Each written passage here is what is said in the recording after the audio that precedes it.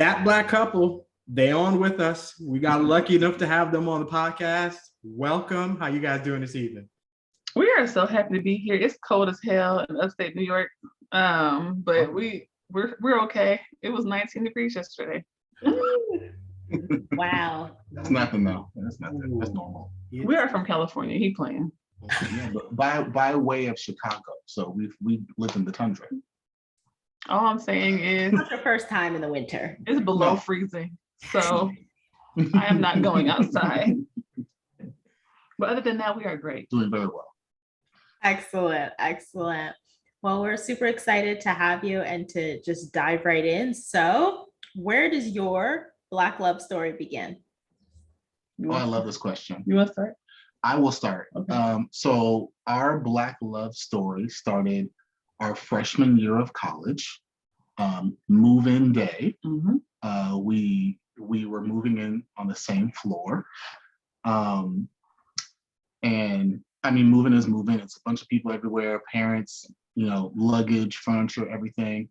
And I believe our first real interaction was over fried chicken. Boy. Oh, no. That ordered fried chicken for the whole floor to eat. I'm so good. And that was really, the genesis of our love story. I don't think that's the genesis. I love began over a thigh. I think his genesis is different from my juice. That's Okay. We can listen to both. That's where we started. Okay, so that's his summary. So let me give you some more detail. I'm the Virgo, that's the Taurus. So let me give you the detail. So we did move in our first year. It was, move-in day, USC, bright-eyed, bushy-tailed. There were people everywhere. And specifically, I looked at him and I said, he's a square. Yes. Yes. And I think I said it loud enough, so I think he heard me. Or something. He got back to you at some point. And I was like, he's a square. I'm not going to talk to him. And then I promptly made friends with him. We hung out the entire weekend. Everybody else was like getting to know you. And we were like, we don't like any of those people. We only like each other. We did trust falls together. Mm-hmm. Like we got so good at communicating with each other in like literally a few hours that we directed a whole team of people. They had blindfolds on and like they were supposed to be like not able to hear or see. We guided them across this little tiny bridge that was like 20 feet long. Like they told us we couldn't talk anymore. They made us stop playing. They made us stop playing because we were so connected. I was like, man, I like that square. I don't know who he is, but it's gonna be my friend. So we became really close friends. And the genesis of our relationship, we were riding in the bus because at the end of your move-in day, see, you agree? Okay. We were riding in the bus and we were going to the beach because again, it's California, this is LA. We're going to Santa Monica Pier. And we're like having a great time. We went off and put our little boats in the water. And it's like, you're sailing off into the world. And we were riding back on the way back. And both of us discovered we liked Brian McKnight's music. And I was like, what? You're too young to like Brian McKnight. My mama liked Brian McKnight. So we started humming and singing Brian McKnight songs. And then we had one of those Sister Act 2 moments. And we were singing, la, la, la. And I got all into it. I closed my eyes and I leaned back and I'm like singing. And then the whole bus got quiet. And I was like, and then everyone like starts clapping. And I was like, oh no. I said, absolutely not. I said, whatever this is, it's corny and I'm not doing it. I'm not doing it. That's the genesis of our relationship. We have been inseparable since then. So it has been 20 years. Now, to be clear, that is not when we actually started a relationship. We were friends for an entire year. It wasn't a whole year. It was like 9 months. 9 months. It was summer. That following year when we actually became a couple. That was his fault. It was my fault. It was fine. He delayed us. I delayed it. It was okay. But it was good. It was worth it. Solid foundation, a friendship. I mean, you could say that, but I fell in love with him by December. So we had because remember we were stuck together. So this is August when we met. August to December, we did everything together. We went to classes together. We ate breakfast together. We ate lunch together. Like we were connected. They started calling us Darenifer. They wouldn't even call us our own names anymore. Yeah. And when she says they, she means the whole everybody, campus. Like our friends, like the security staff on campus, the tram drivers, everyone literally called us Darenifer because we were always together. Yeah. This is the thing. And that's also I where love we got, y'all's astonishment. that's also where we got the name of that Black couple from, Yep. because people just refer to us, oh, that's them. That's that Black That's couple. that Black couple over there. People would say, like, have you seen that Black couple? And they'd be talking about us. And then so we would walk in later and they'd be like, oh, someone was looking for you. They was looking for that Black couple. Wow. So this goes back to like 2002, 2003. Agents. So were there not a lot of Black people? Were you the only two? Was Where the was- melanin like? So again, this is USC in 2002. So there were Black people. Blackish. There were Black people. Blackish. There were Black people that coupled, but They weren't us. you know, it was like they were together, then they broke up, and then they dating that person over Okay, there. but here's the context. I'm 6'4". That's the other piece, yeah. I am a very tall person. And he's shorter than me. So they'd be like, oh, you're that Black person dating that short guy. And I'm like, And I'm 6 feet tall. he's 6 feet, 6'1". And so this would be a person who's like 5'9". Like, you're dating that short man. I'm like, He's taller than you know. we're both taller than you. So really it was also this infatuation with me being taller than him. Because this is like a Black man is dating a Black woman who is taller than him. And I don't know if you know this, I'm a very overt person. I cuss a lot. I got tattoos. I got piercings. I've been like this whole time. I've been poly this whole time. I've been queer this whole time. So they were like, bro, are you sure? Like, it was more like people were just like, where they at? Like, it's like when you spot a whale and you're on a boat. You're like, did everyone see the whale? That's us. We're the whale. We will. So there were other whales, right? But There were dolphins. There were There were dolphins. We were the only way. I like that. he's My really question is annoying. this: Can we go back? I have a real important question. Where does the chicken come into play? I need the discussion because we brought that up like that was Well, it. It was not that significant. I mean, the chicken itself wasn't that significant, but the thing is, when we went to USC, we had what was called Okay. the Black themed floor. So everyone on our floor was Black freshmen, Yeah. right? And so it was just so apt that at move-in, they said, we are now going to give you all fried chicken. And so he and I are both petty. And I do remember seeing him at that chicken. Like, it's interesting that we both bring up this chicken because it was not particularly good chicken. It wasn't very good. It wasn't very good. It was a little, like It was the it had crunch been was sitting gone, too long. you know? It had Yeah. been sitting too long. It had rehydrated. And we didn't It was even good. know each other. And I feel like we shared a look with each other, like, that chicken not that good. And so I guess it could be I'm telling you, that was the genesis. It could be. That was because the first moment. I remember your face when you was not enjoying the No, I chicken. wasn't.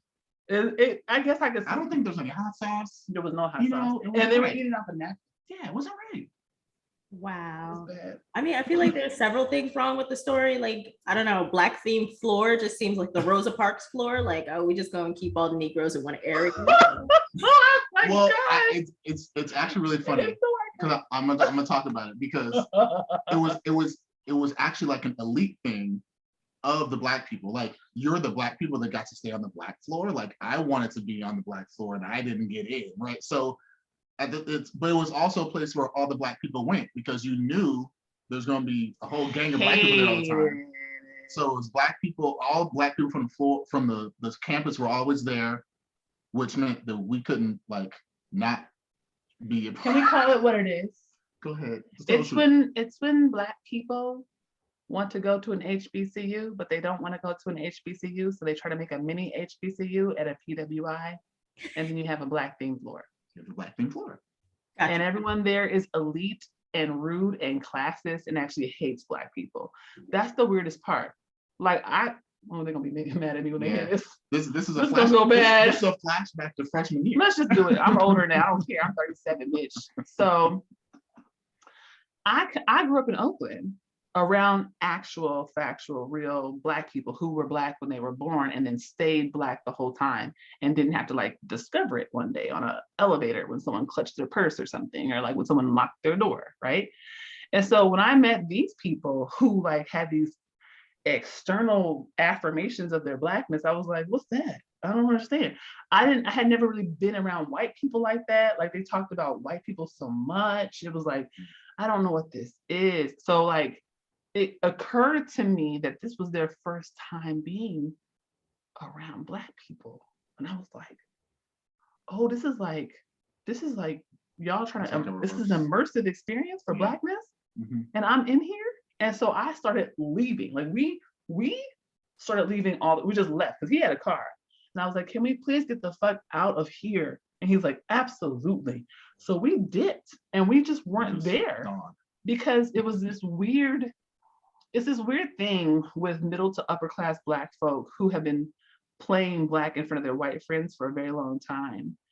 And then they get around actual Black people like me, and also like Daren. Daren grew up very well to do in Orange County. It was not like a Black mecca, but he grew up with actual Black people.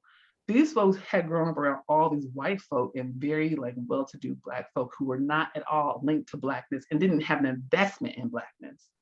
And so when they met me, they were like, oh my God, who is this ghetto, like street trash? Like, why is she here?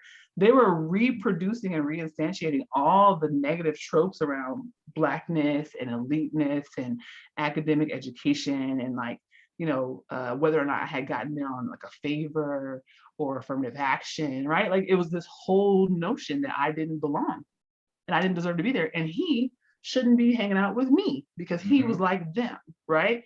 So it was one of those situations. I feel like I'm getting real deep on this floor. I feel bad. But I used to drag them the whole year. I just dragged them because I was like, y'all are very performative and y'all don't actually like Black people.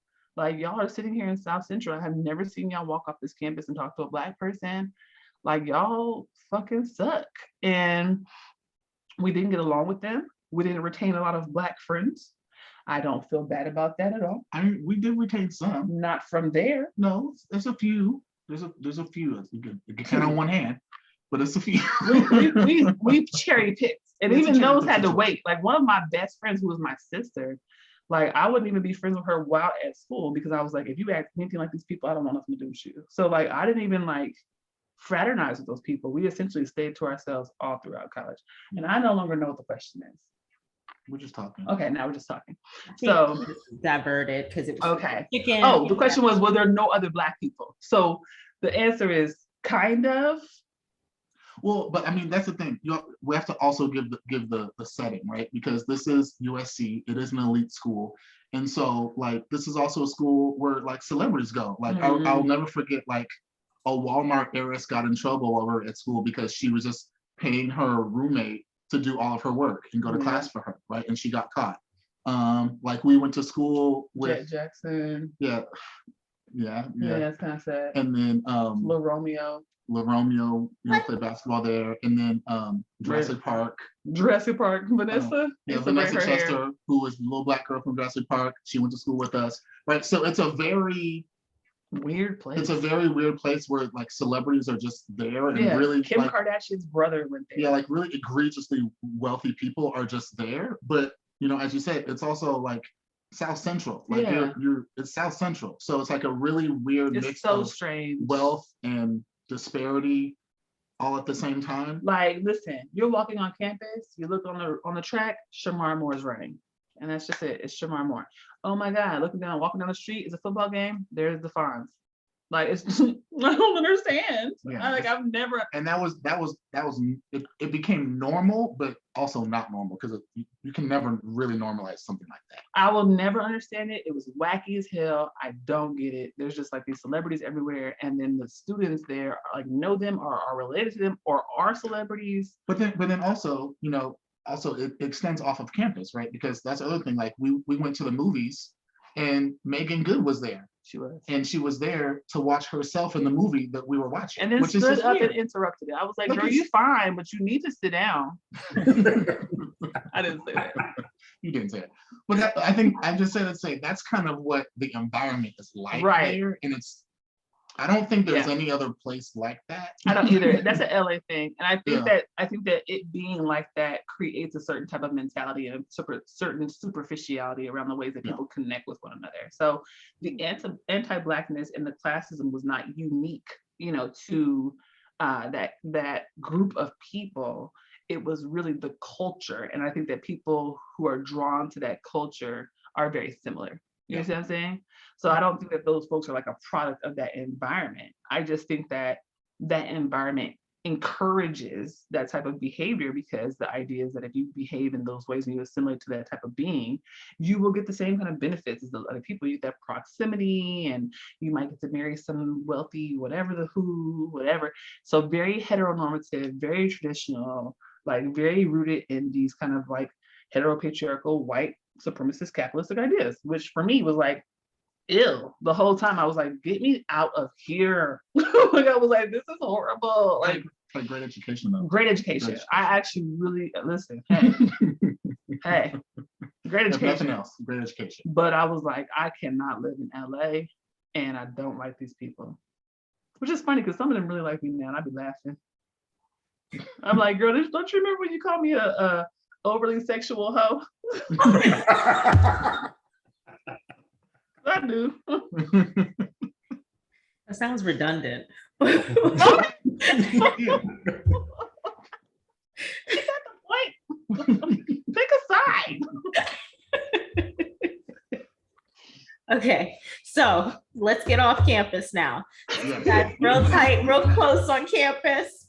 What happens after graduation? Oh, This I think is actually my favorite we story. need to. Oh, I mean the 2 weeks after graduation. Yeah, so we've always said our love is an adventure. So we just have always, I think we've just always done too much. So the month that we graduated is also the month of my birthday. Yes. We also moved into our first apartment the day after graduation. We also got married that same month. So if you can imagine, college seniors graduating, starting their first job, and trying to do all of those things at the same time, that was like the start of our let's do this life thing. That's what that was. So yeah, we knew each other for 4 years, and we said we don't need to wait any longer. We're going to just do everything all at once. Yeah. And that was our move off of campus, was moving into our first apartment and getting married and doing our first jobs and all of those things all at once. Yeah. Yeah. That was great. It was very fun. It was very fun. was And I was still in school. Yeah, she actually had another year. So he finished and I did not, because I had a 5th year because I decided to major in engineering and then a minor in sociology because of course. Because why not? Why not? So I had to go then commute back to USC from Orange County every day. And I then got pregnant while doing that. And we had a miscarriage. The first baby was a miscarriage. And then we immediately got pregnant again. So I did my final year either miscarrying or pregnant. So that was interesting. And then we said, we can't have a baby in an apartment because we always like to do too much. So we then bought our first house. At 23 and 24. 23 and 24. And we literally were moving in when I think you were 8 months pregnant. Yes, it was And November. so she was literally 8 months pregnant and painting walls in our house. I have great form. The walls looked great. You did a great job.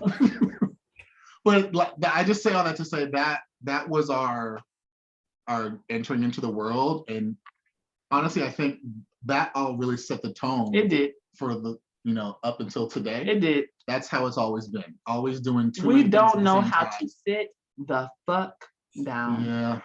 Like really, like that's exactly how it went. So the first 2, and then we had a baby. So within the first 2 years, so our first child was born December 2007. And so we graduated in May 2006. So it was literally like, boom. But I think to tie that back to us in our relationship is we are always lockstep with one another. We talk everything out together. We make spreadsheets, ironclad plans. We are of one mind. And so that is how we've always been able to do these most incredible things. Yeah. but come out, looking like roses on the other end of it. We have an obsession with spreadsheets. Yeah. We have spreadsheets dating back to 2004, where we were just mapping our lives. We were like, okay, 1 year plan, 2 year plan, 5, 10, 20 year, like we publish a book this time, international travel this time, have our first kid, have our third kid, have our grad school here, PhD there. Like we literally have spreadsheets mapping our entire lives through retirement. And And we were for on, the most part, we we were on really did schedule. it. Mark. So, This is what happens when a Virgo and a Taurus Yeah. meet at 17 and 18 years old. Yeah. They basically play Jenga. yeah, with life. Jenga with life. And it teetered a couple times. It teetered. It swayed. Like, whoa. But we held it together. Oh my gosh, it's so strange. We Yeah. really have spreadsheets. We still have them. So that's what happened.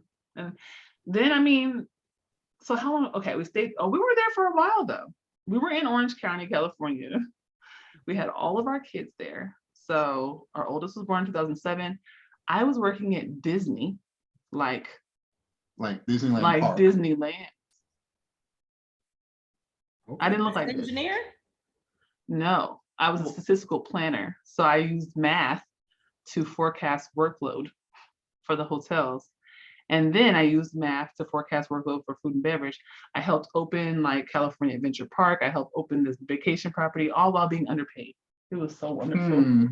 It was so Underpaid and good. overworked. I was given Happy promotions without the family. position. Love those. Those were the days. Robbed of labor. So I did that for a while. We had all of our kids over there. So all of our kids were born in Orange County.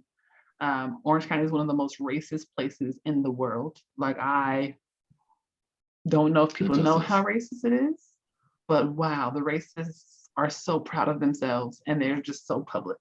They're just like, wow. It's a mecca. Yeah. So we did that, and then you pledged I pledged while also Justice going Equated. to grad school at the same time, which Well, another fun. I did my moment. first master's. I was Pregnant. Oh yeah, I forgot you were With pregnant at the my same time. Second child. second child, Once again, doing too much. working Um, full time. And then after that, you wanted to get a PhD. And so I said, let's do it. Let's do this PhD thing. Apply to all the best schools and we'll see where you get in. And then we'll just figure out life around that. She got into the University of Chicago. And so we then moved everybody to Chicago. I had an 8-month-old baby and a 2-year-old baby. Wow. And we moved to Chicago and you got a PhD. In 5 years, I sure in did. 5 years. Oh, go ahead, Dr. Jen. Mhm. And I then- did that. And I worked my butt off. And he learned how to cook, and he cooks I so learned how to good. cook and how to shovel This snow. man can season some food, y'all. This man can make a pot of rice like nobody's business. I'm so proud. It was trial by fire. It was Oh my someone God. has to feed us, and we have a PhD student. Let me tell you who's not something here, about this so- man right here, y'all. Okay, let's not glaze over grad school. Can we tarry a moment? Oh, let's Terry. We moved from California to Chicago with little babies, and only had very few people there who knew us. We had never encountered snow, No, ever. I had never seen snow. Yes. Okay. that was very true. You almost cried the first time. I you saw it almost come out the cried. sky. I was like, oh my God, it's like glitter, but it's ice. I don't know what's happening. Okay. We were out there on our own with these little babies. My dad had just died. We barely could sell our house in Orange County because people are racist. So once they figured out it was a Black person's house, they would immediately drop their offer and leave. They would not want to come. People were sneaking into the house, trying to get there to see if there were Black people in there. They would come during our dinner time. Like, they would skip their scheduled times to come to try and see if the rumors were true. Is it a Black person? Like, we lived in an area of tract homes. And so we had one of the larger tract homes, like a number 4. And we watched other number 4s just sell. They would not buy our home. People who were interested in ours would walk away, walk down the street and buy another one because we were Black. That happened to us for months. I almost didn't even get to go to grad school. We missed 3 weeks. I missed 3 weeks of grad school. And the kids missed 3 weeks of school. And I moved in 3 weeks after everyone else from grad school. And we almost didn't make it, but a cash buyer came in last minute and was like, I will buy your house for $470,000 cash today. And we went out that house so fucking fast. This man don't move fast. That'll do it. The speed at which we packed. And I never seen this man move. We moved to Chicago. We bought this house sight unseen. We have bought 2 houses now sight unseen. That one there and this one here. That one was a mistake. because we're crazy. This one was not. But we moved out there by our damn selves. And I was like, listen, bro, this is gonna hit different. I'm getting a PhD at one of the top universities in the world. This is an elite university. This is gonna beat my ass. I had 2 surgeries while in grad school. I could not walk my entire last year of grad school. He likes to give you all the cliff notes, and I'm trying to come back and like give you and fill in the detail. Like he up here, and I want to make sure I give you all the roots. You know what I'm saying? That shit was hard. It was terrible. That was hard. I could not walk. Like at my graduation for my PhD, that was the first time I was standing on my feet and walking anywhere for longer than an hour, you know, like in a year or so. I had not been able to walk. So that period, that Chicago period, that was a different chapter of marriage. That was like, It was when you're thrown into the fire. yeah, that was the fire. That was It's the like, lion's den. Do you Shadrach, Meshach, you know, Abednego, Abednego, do you temper the metal? Or Daren or and do you Jennifer. melt? It was Jennifer, Shadrach, Meshach, and Abednego. Cause But I think that's the thing. I think that Chicago moment yeah, really did like sharpen us. It showed how strong we were and what we could make it through. Especially when we cleaved to one another. Like if we worked together, we could make anything happen. anything happened.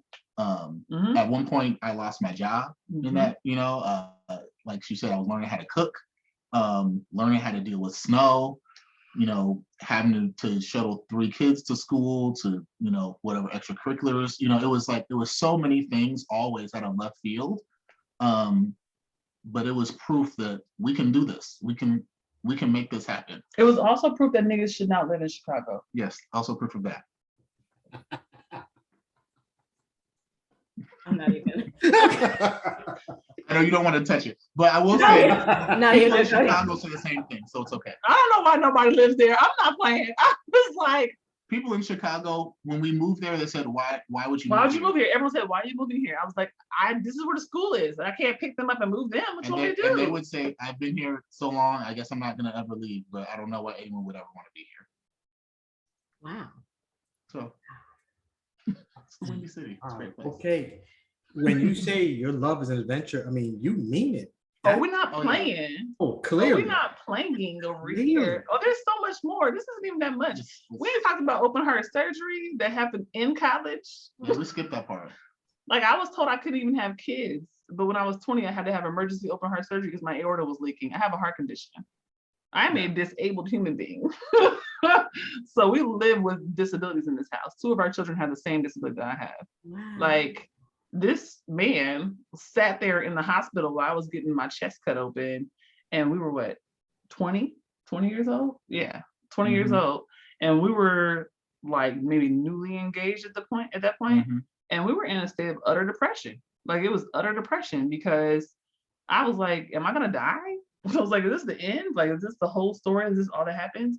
Literally, I went to a doctor and I was like, that don't feel right. Something's not right.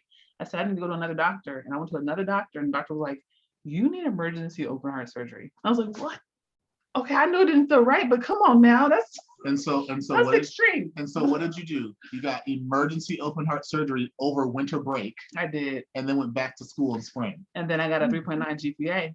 And this is like I said, always doing too much. Always. But here's Always the up in the thing ante. though. Here's the thing though, right? Because remember, lesbian, right? Like never intended to even like a boy.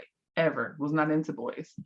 And before him couldn't stand to be around a boy for longer than like 30 days. Like in high school, I tried to like, because you gotta have your cover boyfriend. Like you gotta have your like, no one's the wiser. I've got a boyfriend, right? So I had like 2 of those. And I would just alternate them, right? Like I would like people thought I had all these relationships. It was the same 2 boys who would like go for my shit. On a rotation. Poor Matthew. Poor Jason. You know, they made it. Oh man, Matthew I got guess married, didn't he? Matthew don't speak to me no more, and you know what? He shouldn't. 'Cause that was not good. He shouldn't. I agree. Poor Matthew. But so before him, I couldn't stand to be around boys longer than 30 days. So I never expected this to happen.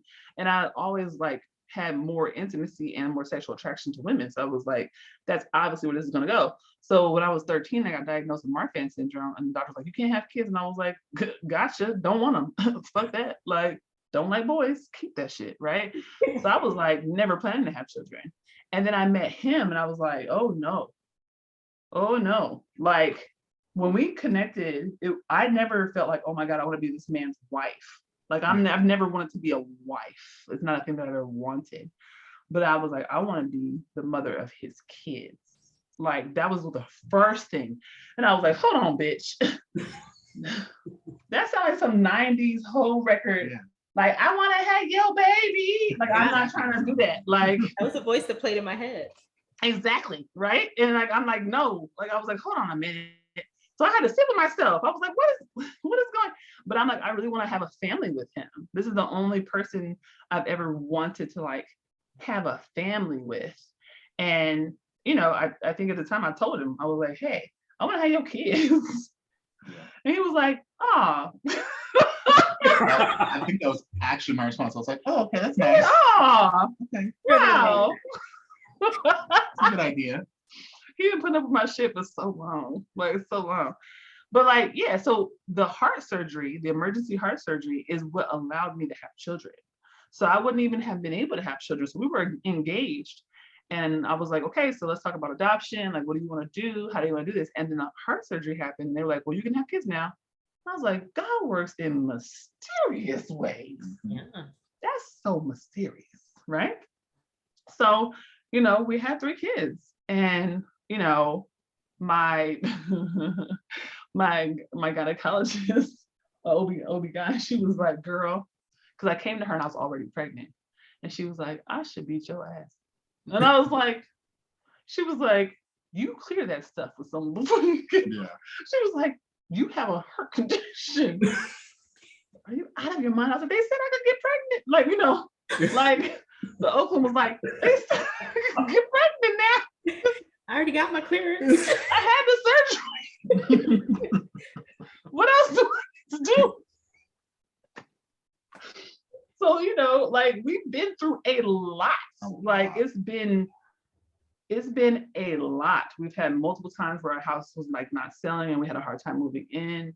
We've had, you know, the losses. We've had the medical things, mostly me, because again, I'm a disabled person. I've been hospitalized a lot, you know?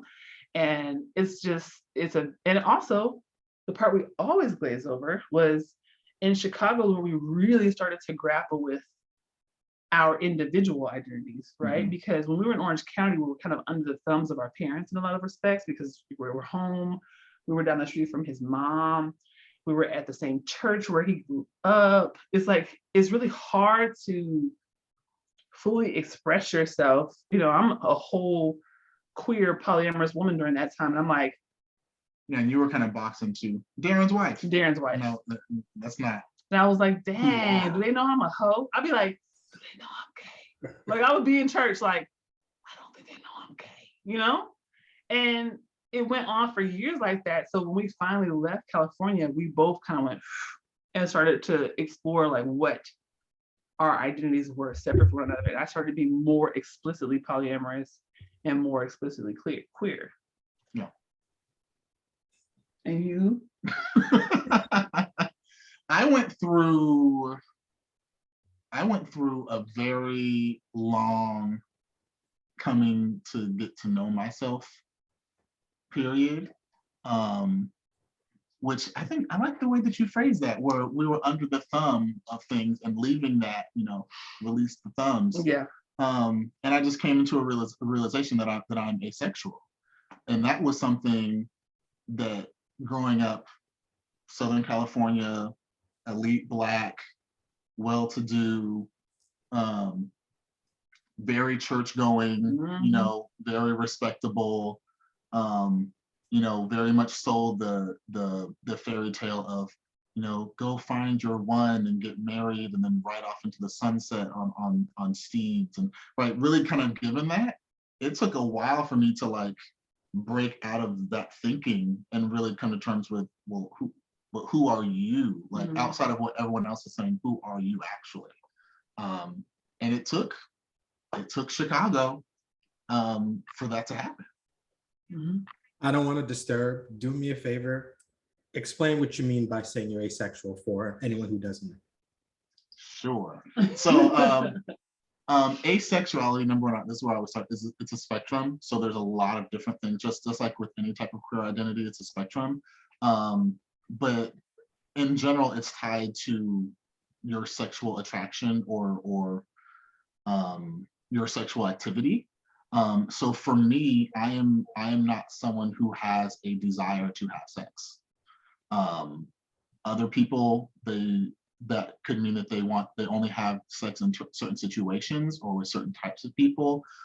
Some people are sexually repulsed, like the idea of it actually repulses them. So there's a lot of different things, and whenever I talk about asexuality, I always say, go do your research, go Google it. There's a lot of interesting stuff. There's a lot of communities out there of people that are accepting, and they talk about their experiences and what the world is like for them. So there's a whole world out there. But yeah, what it means for me is I have no desire, I have no need for sexual activity. In a nutshell, that's what that means for me. Okay. Very good explanation. Appreciate it. Okay. Wow. Okay. I don't know. I'm blown away. I can't lie to you. I mean, clearly. We talk a lot. No, it's not even that. No, you have to talk a lot. There, a lot happened. You need to express this, and thank you for telling all of that. We just met, and you just kind of. So I appreciate openness. Like, hi, by the way, and then you told us. We appreciate it. I want to ask. Actually, I'm going to go completely off. When I was looking at you guys and looking for couples to talk to, I found you guys. And when you describe, Jen, when you describe yourself, you are a queer Black feminist. Can you describe what it means to be a Black feminist? Because the little bit I know about feminism, being a feminist and being a Black feminist are two different things. Oh, they're extremely different. Oh, you were in for a treat. I figured, I've listened to you guys. So I'm like, let's go. So yeah, I mean, so feminism has a lot of strains, and I think a lot of people forget that just like any other theory that we have, it has an origin and it has where we live it today, right? So there's like multiple ways of feminism. There's 4 ways of feminism. And a lot of white women see themselves in that early second wave feminism, which is like, oh my gosh, our men are mean to us and we're married to them. That's just like slavery, right? And there's like a newer sect of that is still mainstream white feminism that's like, I should be able to wear shorts that are as short as I want. And that's the main thing that makes me a feminist, right? Where my pink pussy had not voted for Hillary because, ooh, I like dress pants, right? But, for Black feminists, when we think about folks like Bell Hooks and Alice Walker, who have long tried to make clear that Black women's experiences are distinct and unique, right? And even further back, like Ida B. Wells and Anna Julia Cooper, like we have moments where there are Black women who are writing about our experiences, and they're saying like, yeah, that's cute, white women, right? But just so you understand that you are also reproducing the same harms against me that you are complaining about with your spouses, right? You are pro-slavery, you are pro-Jim Crow, or you are voting in ways that make it so that I can't feed my children, right? And what Black women do when they come out with both womanism and Black feminism, they say that there's not a interpersonal critique that we're making here, there's a structural critique that we're making here. So Black feminism has always been about saying that it's not just about the ways that we relate to one another between men and women. Like a lot of white women will say feminism is about getting what men have or being equal to men. Black feminists don't want that shit. Like we don't want to be equal to men, right? We want access to institutions. We want access to jobs. We want access to food. And we don't give a shit what that has to do with men, right? It has nothing to do with men. It has to do with the fact that we are human beings. And as human beings, we should have full rights and access and citizenship just by the mere fact that we exist, right? Now, what I will say is like, when we think about contemporarily and like who we think of as Black feminists, like everyone talks about Kimberly Crenshaw's idea of intersectionality. And it's so important, right? Because that's a structural critique, right? Intersectionality is not saying like, hey, I'm Black and a woman and poor and I'm disabled and now I have all these different cards and I'm more harmed than you. It's a structural critique to say, hey, power is up there, right? Power is, you know, that hospital or that institution of education or that job. And when they look down to see who they're going to hire, or when they look down to see who deserves resources, they're looking down through a white, male, patriarchal, capitalistic lens, and they see y'all first. They don't even see us, right? Because we don't even have boxes on forms that allow us to say who we are. There's not even places to even give our identity or tell what our experiences are. They just see whiteness. So intersectionality is trying to say, hey, institutions, there are people outside of that lens that you are using to assess whether or not people are worthy of your, you know, help and support. And that's what Black feminism has always been. It's never been different. And so a lot of people will say, well, aren't you just a feminist? And I have to tell them, absolutely the fuck not. Like, I do not want to be included with, what's her homegirl's name? Alyssa Milano. Yes. Like, the Taylor Swifts and the Alyssa Milanos, they can do whatever they need to. I don't care what they do, them skinny white girls. But I guarantee you that whatever they're fighting for is something completely different than what I'm fighting for. I guarantee that as a Black, queer, androgynous, big booty woman from Oakland, they do not share no experiences that I have. That's just me. That's Black feminism. Damn, that's a great answer.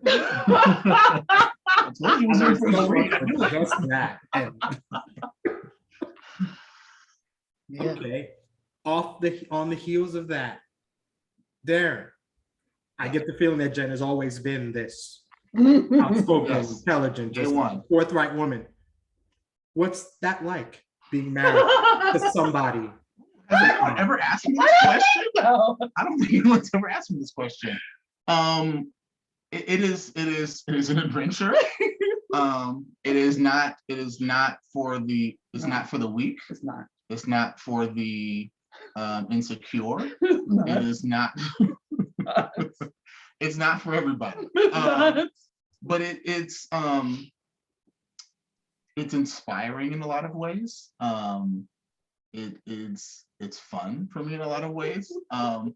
Because I always feel like it's so mushy, but like I feel like freshman year, like I saw you, right? Like I saw you, like I saw you who you like are. on Avatar. Yeah, like I see into you, right? And so it's been so amazing to watch you come into you, right? Like so I saw all the greatness and stuff in you when people were saying that you were an over-sexualized hoe. Like I saw the person, like I saw the underneath, I saw like the nexus, you know, of my who you nexus. were. Yeah. Oh. And so, you know, I got to see that like really come into fruition, to grow and blossom and to show up in all these different ways. What that's like for me is I've always felt like I've been the backbone, right? Like I am steady, I am firm, I'm consistent, I'm loyal, I'm the person you can rely on. Yeah. And so even in the midst of all of these wild things that we've been talking about, and like we said, there's so many more wild things.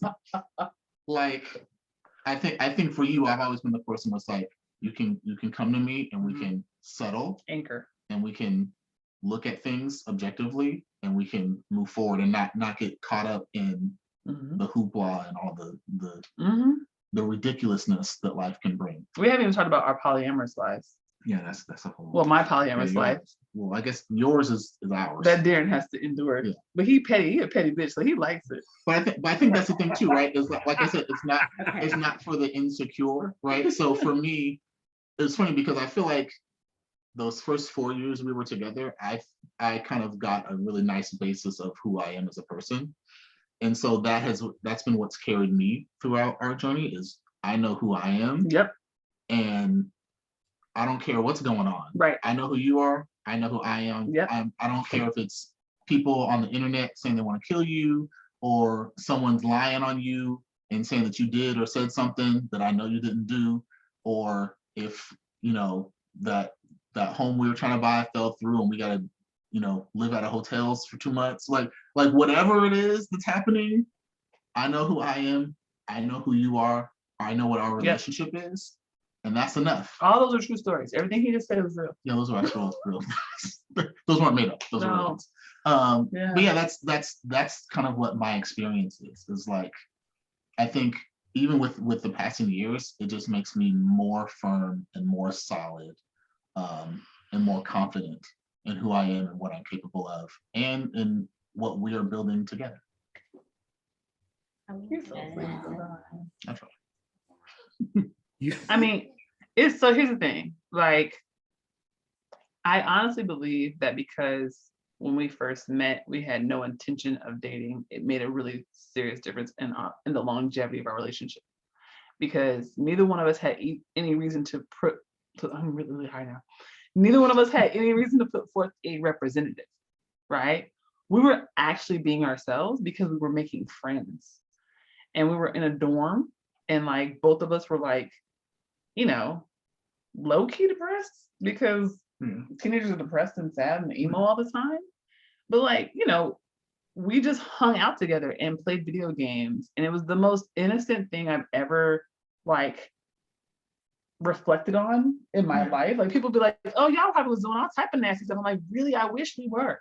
But we played Halo and ate Cold Stone ice cream out of the carton for about 6 months. I mean, we just watched Alias reruns. Well, and it's because we were invested in who we each were. Like, I really wanted to know who she was. I'm like, I want to know your stuff. I want to know the bad stuff. I want to know the great stuff. I want to know the funny stuff. Yep. You know, I just want to know you. And she just wanted to know me. Yep. And so that built a bond that I just feel has been so unbreakable. But that's the thing too, is like, you know how sometimes people meet and they want to not know but own? Like, they want to possess, they want to own, they want to like extract and exploit, and like, you know, I met Daren and I was like, you're really cool, and like, you're super smart, and you're gonna do really cool stuff, and wow, I'm just really excited that I get to be your friend and like see you do the cool stuff. Like, we were helping each other choose majors in college. Like, we were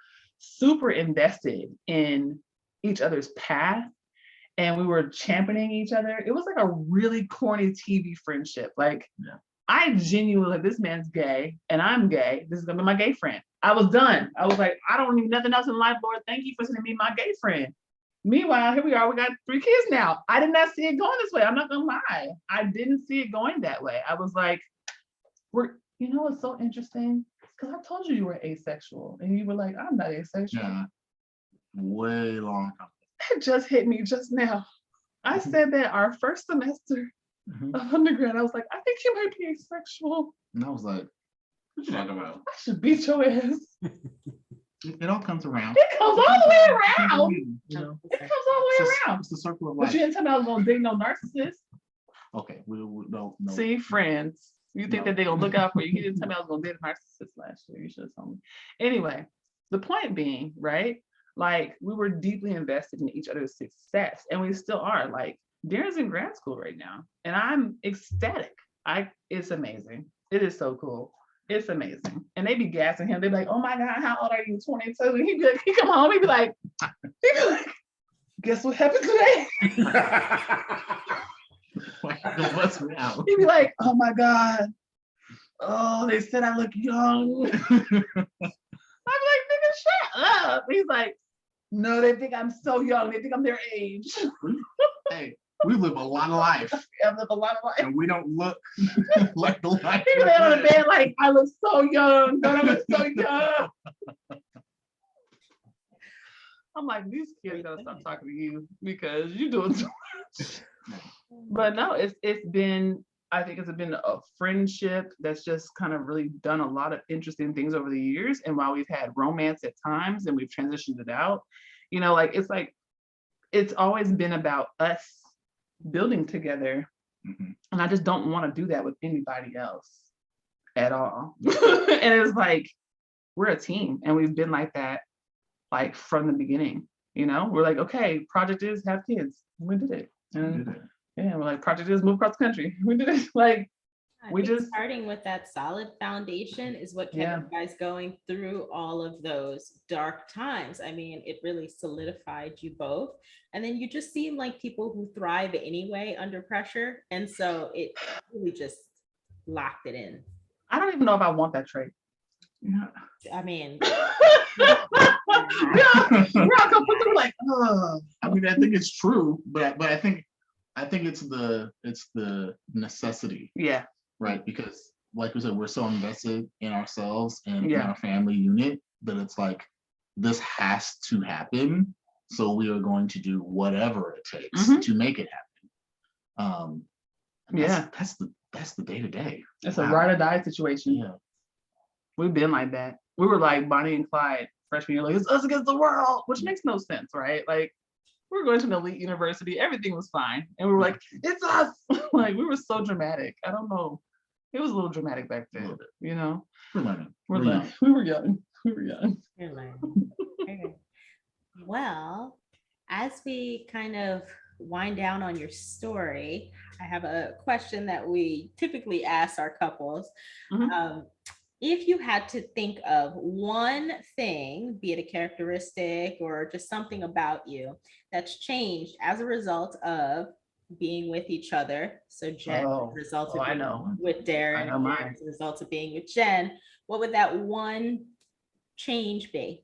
Oh, mine is so easy. Oh, mine is easy. It's patience. I That's, knew that's what you're gonna say. that's the easiest. It's so easy. You were not patient. I was not a patient person. I was not, I'm a Virgo. I was not a patient person. I'm like, why is this not happening immediately when I think about it? Like, I thought it in my head, it should be happening right now. And like Daren is a Taurus, and he's just, he moves at his own pace. Mhm. And I think this is one of the first things that helped us to not become codependent, because I realized he was gonna do what the fuck he was gonna do, when the fuck he was gonna do it. And it didn't matter if I was gonna get upset about it. It didn't matter if I was gonna try to be petty about it. He said what he said. And you know what? In the beginning of a marriage, when you have a newborn baby, that's hard, right? Because you're like, I had a baby, get your ass up and get that box out from underneath the stairs. Remember that box? I remember the box. The box got eventually moved. Eventually. I still remember the box. But at the same time, I'm like, shout out to you for your boundaries, right? Like, shout out to you for moving in your own time. Like, I appreciate that. And I've had to learn that with him. Like, early on in our marriage, he was like, let's practice relaxing. He was like, you can do it. I believe in you. I used to not be able to relax. I came from a very traumatic childhood, and coming into college, I was homeless. Like, I had immense trauma. I was dealing with navigating multiple sexual assaults and damn near being sex trafficked. And I came to college and I was like broken into a million pieces. And this man saw me in the hallway one day and was like, come on in, girl, and handed me a tissue box. Like, that might be the genesis of our relationship. Fair. I Like, think that's when it really, like, that's when it got started to get like, sticky. I had been abandoned by my parents. Like, it was rough. And so my patience and my ability to kind of deal with other people's needs had kind of gone out the window because I was by myself. I was on the streets. So I'm like, everything was like, if I don't have this right now, I can't eat tonight. Or if I don't hustle right now, I don't know where I'm gonna sleep tonight, right? So like, I didn't have time. And so it ended up, for me at the time, feeling like relaxing was a thing that people who had things did, right? Like, relaxing was something that people with money did or people with time did, because when you out here in these streets, I don't do that, right? And then he had to tell me, like, girl, hey, listen, you're not in the streets no more. Like, it took me a long time, but I had major PTSD that I'm still working through. And those early years, like, they were hard. We had little tiny babies. We were living in this super racist place, and we had these jobs. whole different thing, right? That were grueling and horrible. And we were learning how to live together. Like we had already lived together basically all through college, but how to live with a joint income and bank accounts and babies and like our own cars in a garage. I hadn't had things before. I walked into his mom's house the first time and I was like, holy shit, your mama live in a mansion? He was like, this is a normal house here. It was like, everyone's house on the street looks like this. And I was like, y'all all got mansions? Like I was really, like it took a lot. I'm not joking. That's the first thing I said. Like, and so it just was a lot of like patience. And I think, you know, I had to have patience. I got more patient because and it wasn't like a he had tried me kind of patience. It was more like I had to learn how to slow down. Like I had to learn how to be in the moment because trauma teaches us how to be out there and how to build another future and how to always look for the next thing. But like security and peace teach us to be here. And that was hard. And I resented him for it for a while. I was like, you are not doing enough. And he was like, this is what I'm going to do. And we figured it out. Yeah. And now it's my turn. Yes, it is. Okay, so I'm gonna have to explain this, but I think what I learned was real self-confidence.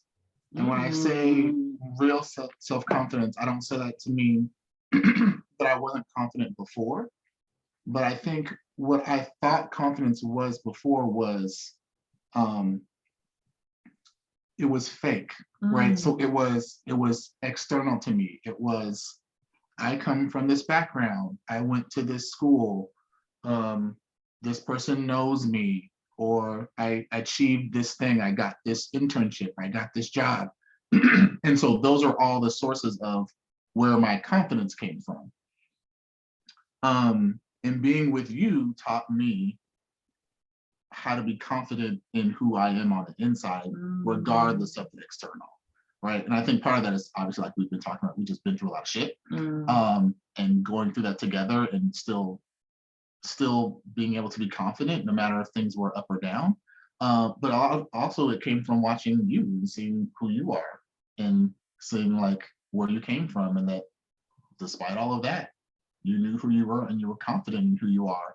And when people looked at you and they were like, you're trash and you're not worth anything, and why would I ever talk to you, or why should you ever get anything? But seeing you and seeing like in your eyes that you knew I am worthy and I am do these things and I deserve these things because of who I am and who I know myself to be, really allowed me to start to see those same things in myself.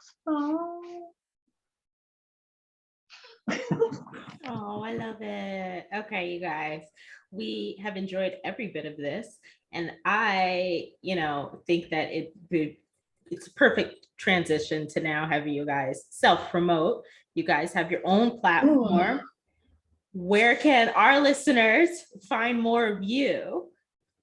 Yeah. Okay. So to find That Black Couple, you can go to thatblackcouple.com. You can also find us on Instagram, Twitter, and Facebook. You have to go to That BLK Couple on Instagram and Twitter. Yes. And That Black Couple if you're hitting us up on Gmail or Facebook. Yes. But if you want to find us individually, you can find me anywhere on the internet at Jenn M. Jackson, PhD, and that's Jenn with 2 N's. Where do they find you, Daren? I'm Daren W. Jackson on all platforms. Yes, you are. Let me see. So what products do we have? So we have the podcast. Yes. Which we are finishing up our 2nd season. Yes. This month. We will be launching into our 3rd season within the next month. New format, new graphics that actually look like us. Like our current us. Yes. Not us from 10 years ago. Yeah, current us. you are currently working on Black some Feminist books. Book Club. Yes, I have tons of books coming out, but that's not till spring 2023. So we're But gonna it's coming. It's coming, Keep an eye child. out. It's coming. Google it. And then I have a Black Feminist Book Club. You can also find out about that on my website, jennandjackson.com. And we have a new media business that we are launching called Colored Convos Media. You go to coloredconvos.com. And we support Black and queer creatives and content creators who are trying to get themselves out there, specifically writers and graphic design folks who are trying to put up images and poetry and other forms of prose that have to do with being Black and queer in America. I love it. I love it. We're gonna have links for everything, Oh, yeah. and all that jazz will be in the show notes. Awesome. This This is so has been fun. So much fun. I've Aw. enjoyed having you guys and just hearing from you. I will be listening to That Black Couple podcast. Thank you. I've been listening already. Oh, have you? Oh, no, hey, trust me. I was looking and I'm like, I like them. I like you, Bob. I like the way you guys, you're comfortable talking to each other. And I'm like, Yeah. and I feel like what we experienced today is very much the vibe from the We have a podcast. good It's just two time. people, Yeah. two friends talking who happen to be married. You Yes. yes, that's what it is. You are the epitome of Black love. That's We really are. what, and that's I kind of what really do love this guy a lot. He's pretty So do awesome. I. I kind of love you too a little bit. A little bit. So, There you go. One kiss. Y'all get one kiss. There you go. Because people are like, why y'all don't kiss? I'm like, nigga, we kiss. And I want to have on lipstick. Yeah. You have lipstick? No, I don't. Okay, cool. Okay. Well, thank you guys for being with us. We appreciated it so much and enjoyed every bit of it. Awesome. I'm trying to get my mouth to work. All right, thank y'all for having us. Mr. Harvey, I think after all of this, we have 100%, like definitively, we know love is adventure. Oh, Yes. oh, no doubt. There was no other way to go. Love is many things. But this good love is Black.